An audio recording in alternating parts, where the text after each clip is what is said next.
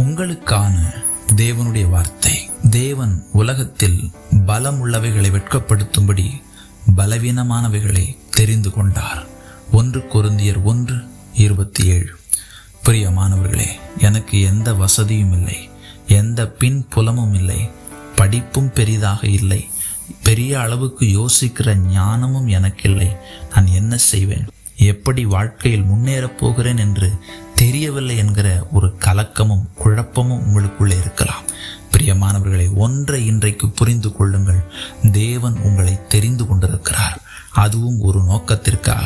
என்ன நோக்கம் என்றால், பலமுள்ளவைகளை, ஞானமான்களை, கல்விமான்களை, மிகப்பெரிய யோசிக்கிற திறமை உள்ளவர்களை வெட்கப்படுத்தும்படி பலவீனமானவைகளை தேவன் தெரிந்து கொண்டிருக்கிறார்.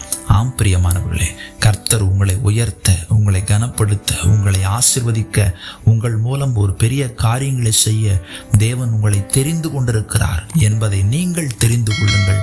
பெரிய காரியங்களை கர்த்தருக்காக செய்வீர்கள். ஆமென்.